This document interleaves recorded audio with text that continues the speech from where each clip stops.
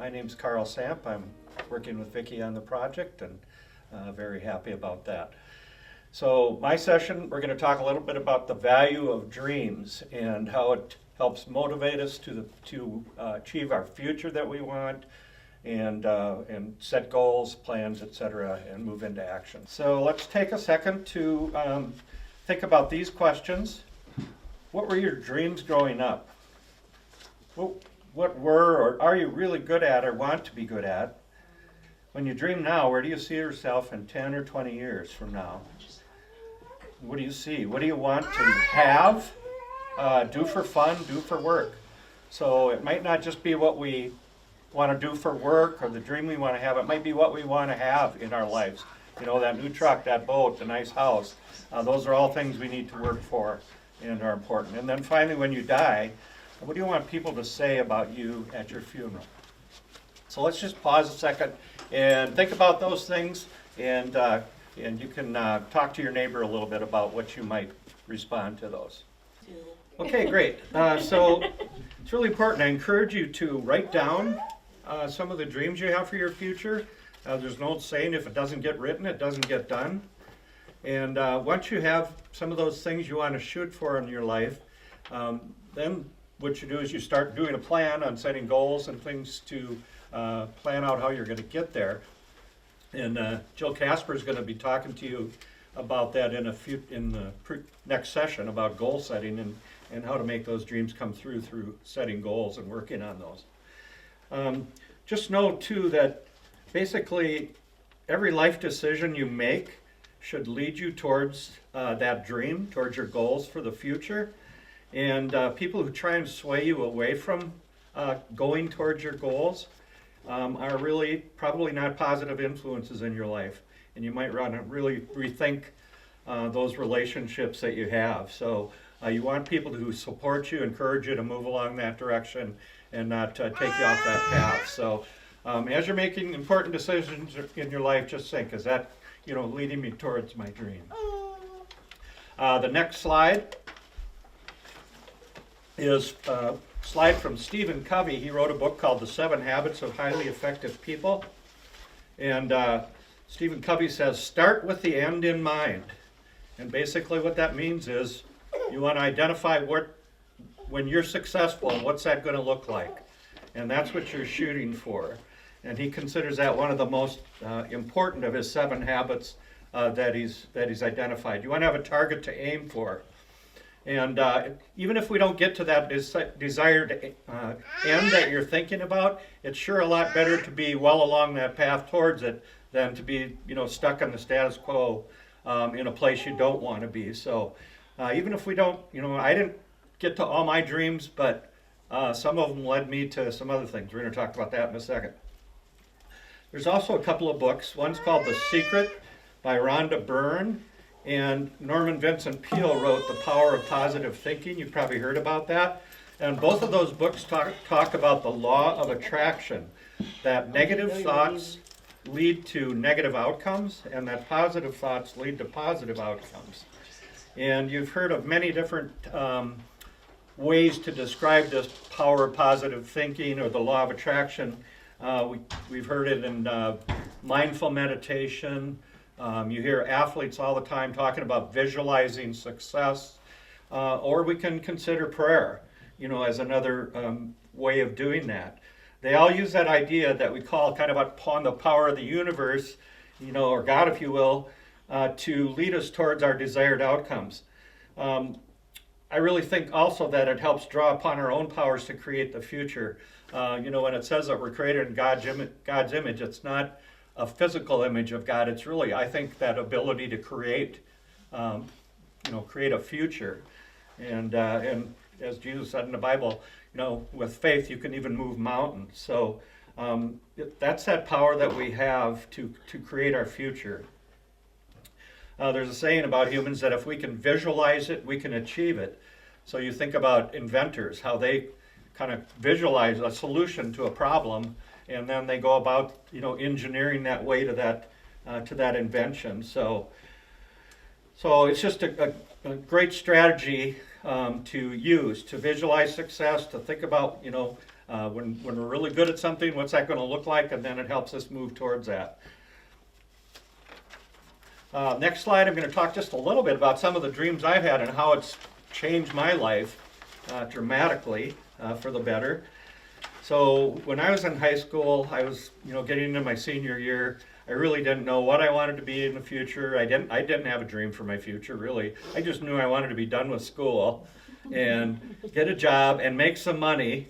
Grew up very poor, so I really just wanted to have a job. And it wasn't until the spring of my senior year I took a class. I think it was called conservation, and it was really about natural resources. So identifying plants, animals, trees, landscapes, things like that.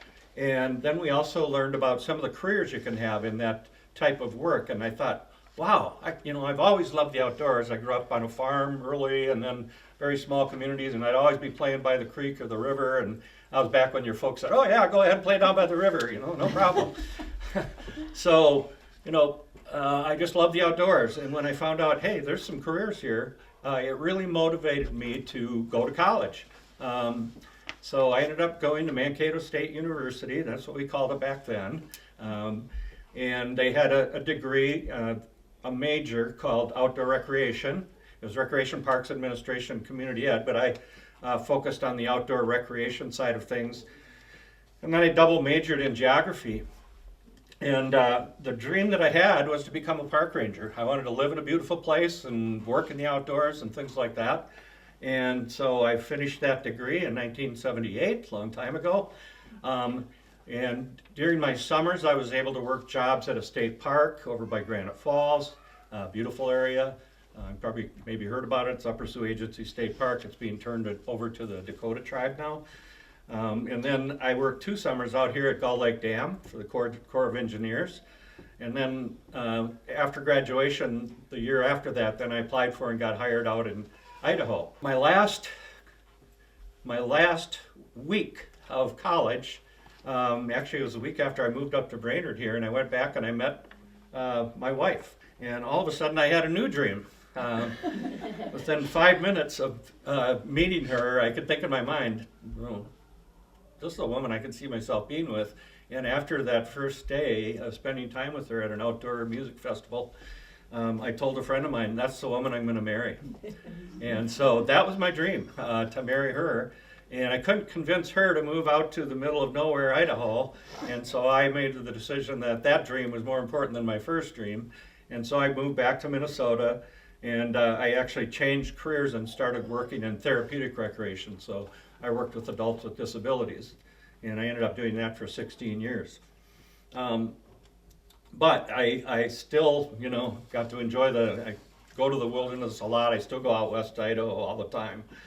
But eventually, I did take 1 year and I led foreigners on cross-continental camping tours. So I got to see all of the United States, which was really fun. And that was made possible by that dream of going to college, getting the degree that I had, working for the Forest Service, etc. When Gail's dad, we got married in 1985, decided we wanted to have a family. So we fulfilled that dream of having a family. And as I visited her parents, they lived on the Mississippi River up here in Brainerd. And I just thought, wow, I was always a river rat.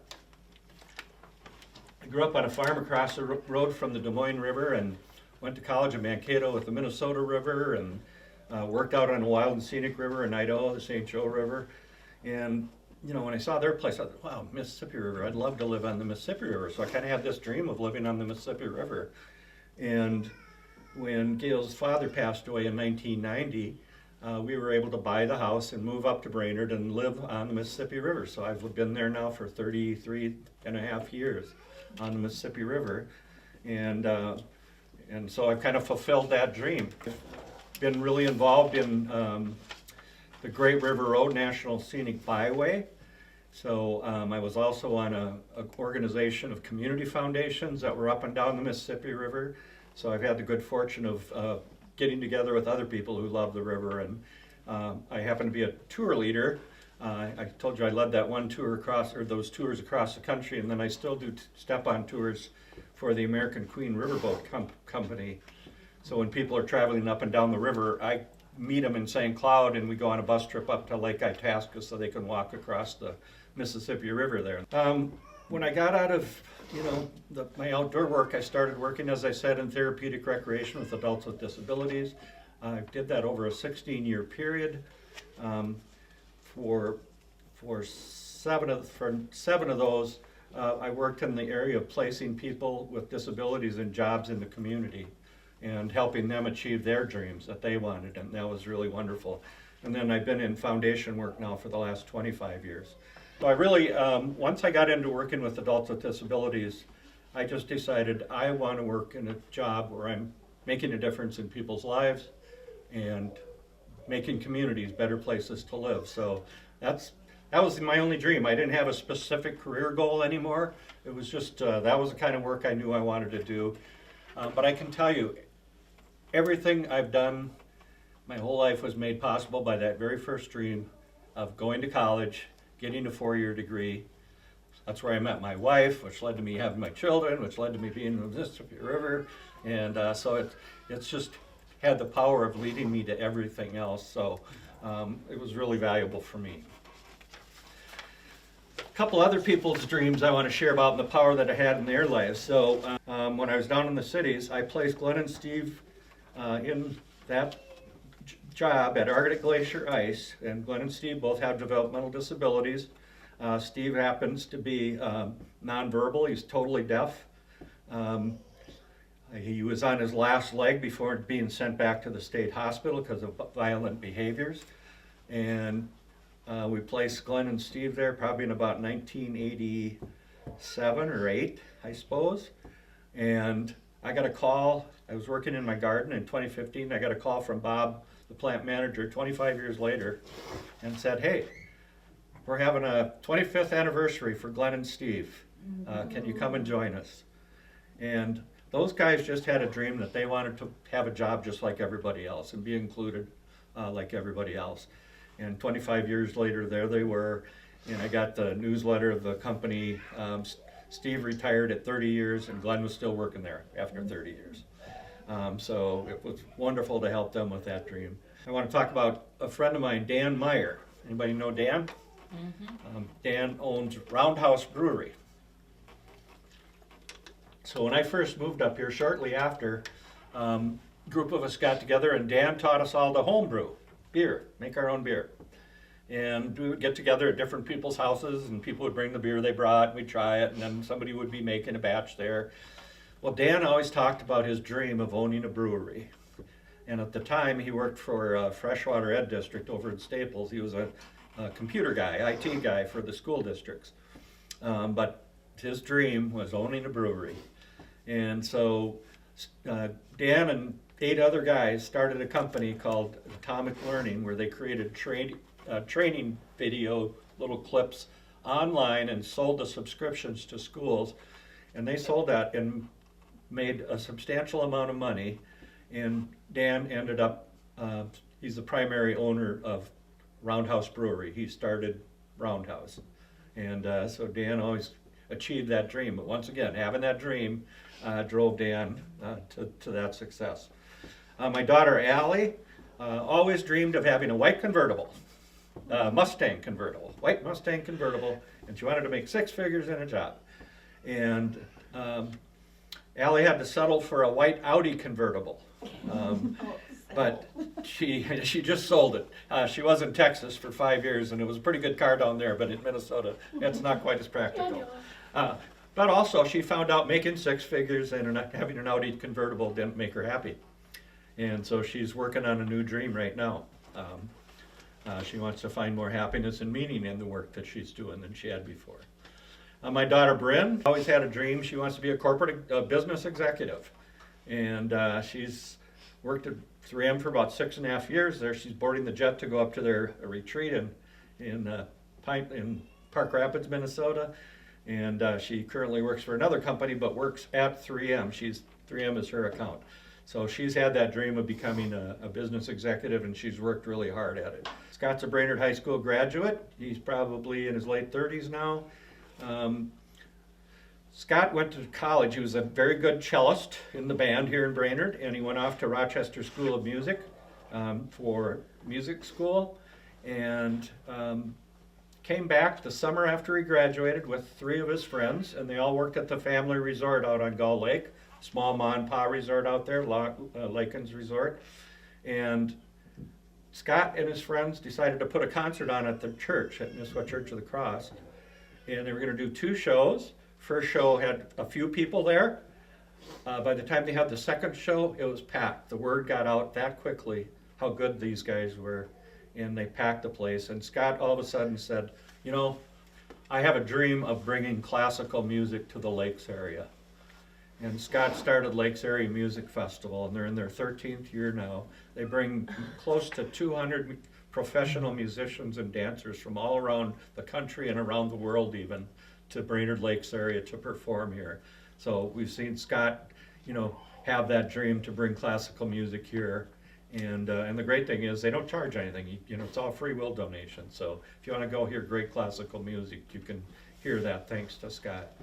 You know, and I'm just going to add in Vicki and the dream she had of providing housing to people who have experienced homelessness. And here we are now with 4 units in existence, with many more coming down the road yet. So once again, that value of those of having those dreams can really drive us. You heard it in the video, the importance of just having belief in yourself and believing in your dreams and sticking to it. You're going to get knocked down.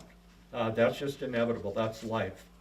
Life is going to knock us down every now and then, but you got to get back up and just keep working forward. Going up, and I forgot to bring a rubber band with me, but I have a imaginary rubber band here. And so the idea of having a vision or a dream for your future is it stretches your thinking. You're here now in your current situation. You want to have this dream for your future that's up here. And when you do that, it creates, you know, energy in that rubber band and in your life that helps pull you up to that desired outcome that you have for your future. And the way to get there, as you'll see, is those goals that Jill's going to talk to you about in the future. So just a couple of my favorite quotes about dreams and its importance. And remember, the first one has to do with that law of attraction. Remember, positive thoughts attract positive outcomes, negative thoughts attract negative outcomes. So Henry Ford, the inventor of the mass production automobile in America, whether you think you can or think you can't, you are probably right. And another one here that's an unknown author, it's better to shoot for the stars and miss than shoot for nothing and hit. So like I said, you might not get to your very top goal. You know, I wanted to be a park ranger for my life. Well, I only did it about a year after college, you know, but it led to a lot of other great things for me. And finally, this is my favorite quote. It's from Calvin Coolidge. So how do we get there? And as I said, life's going to knock us down sometime. But Calvin Coolidge says, nothing in the world can take the place of persistence. Talent will not. Nothing is more common than unsuccessful men with talent. Genius will not. Unrewarded genius is almost a proverb. Education will not. The world is full of educated derelicts. Persistence and determination alone are omnipotent.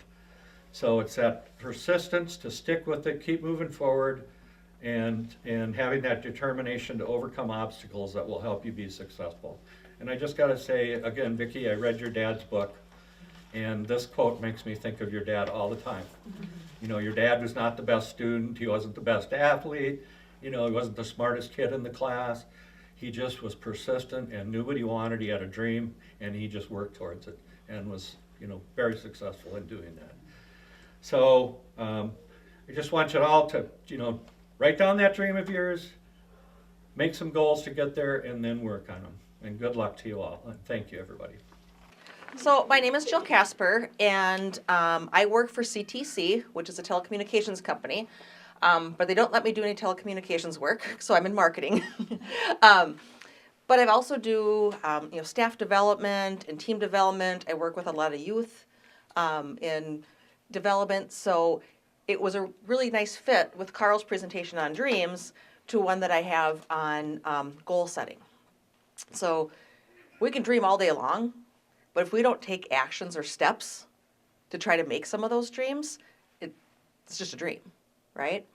So I have a very simple exercise that we're going to do today. But what I do is I hope that you leave with a visual to be able to say, you know what, I can do this. So what you're going to do is you're going to have this piece of paper and you're going to fold it in half like this. And hold your pencils. And hold your pencils, and yes.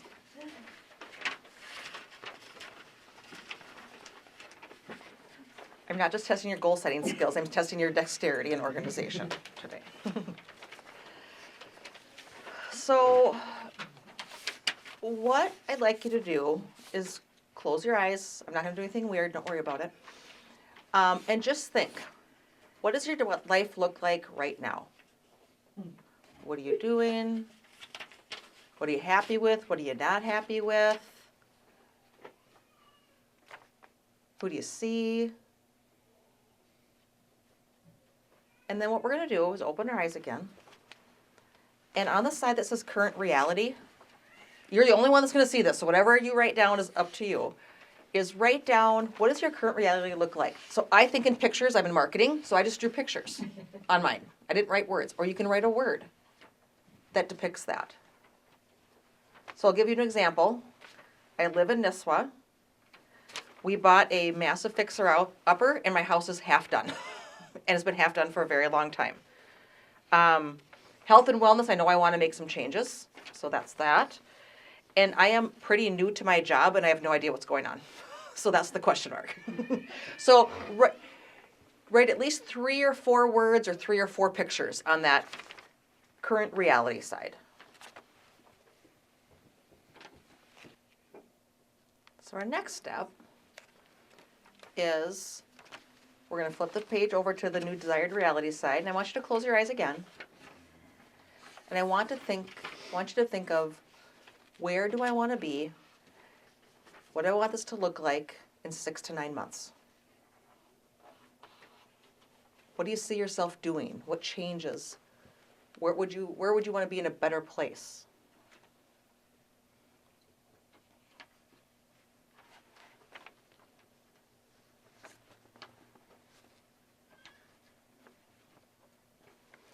And then, same thing, draw pictures, words, whatever that would depict where that 6 to 9 months is. If you need to go out further, you can. I find if I go more than a year, I'm just not going to do it. It's too big to think about. So I'll give you an example of mine. Okay, I live in Nisswa. My desired reality, I would really love to travel someday. My grandmother was traveling up into her 90s. My mom is a big traveler. So I drew a picture of a passport here. My half-finished house to a finished house. My question mark to exclamation points, because maybe I know what I'm going to be doing a little bit better in 6 to 9 months.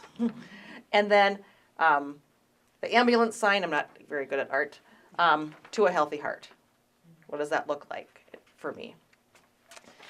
So when we look at goals, going really with, Carl's visioning thought, we have to figure out where we're going, right? Can that change? Yeah. Blank happens, right? Like, things happen that are out of our control, but there are things that are within our control, and we can take some baby steps. So when we look at goal setting, we kind of want to look at it a couple different ways. The biggest mistakes I see when people are setting goals is they're unrealistic, right? They're too big, and they're not broken down enough. So when we look at goal setting, we want it to be a SMART goal. And this is like Business 101. We talk about SMART goals all the time. But it does help me refocus my goals. So SMART stands for specific.